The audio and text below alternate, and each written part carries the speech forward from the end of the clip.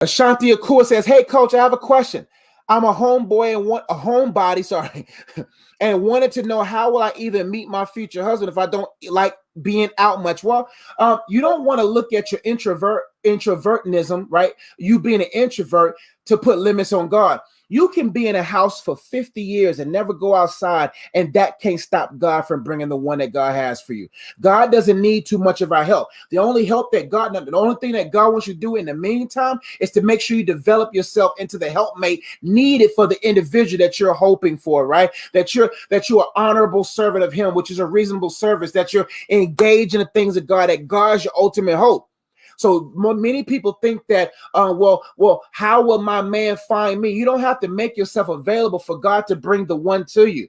Many people think that I got to go on Christian dating sites. I got to make myself noticeable. I got to go to the church where there's the most men. God doesn't need your help. God's GPS system is accurate. God can find you no matter if you hit it in the most hidden spot in the whole world. God can still have your man find you. You don't know, He might knock on your door. You don't know how God will do it. So don't allow the idea that you have to be seen or noticed for God to take notice and bring the individual into your life. That's just not how God works.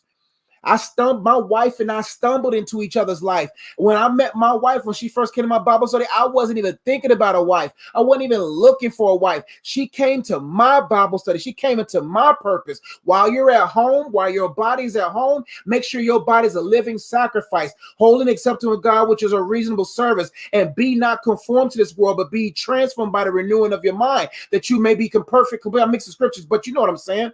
And while you're doing that, you'll be so purpose-driven. Your purpose will drive you into the purpose of that man. And when y'all collide, you will see what was meant for you then. So don't worry about being a homebody. God doesn't need your effort, because oftentimes when we think that God needs us, we start doing the most. So if you at home a lot, don't find rest in knowing that God still has His best for you.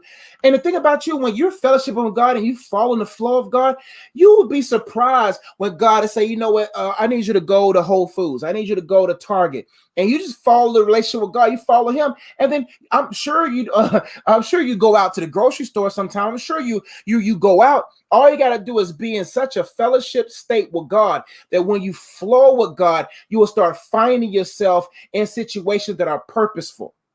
Hope to help. Thank you so much for watching this video. I really hope you enjoyed it. And if you want to engage more content, make sure you check out the videos over here. If you want to learn more about the books that I've written or the cards that I've created, or ways that you can support and engage with what I do online, make sure you check out the links in the description box below. And if you've been watching this far, you haven't subscribed already, go ahead and subscribe, hit that bell, and make sure you leave a comment. I would love to read it and would love to engage and be your coach online. I'll see you on the next video. Peace.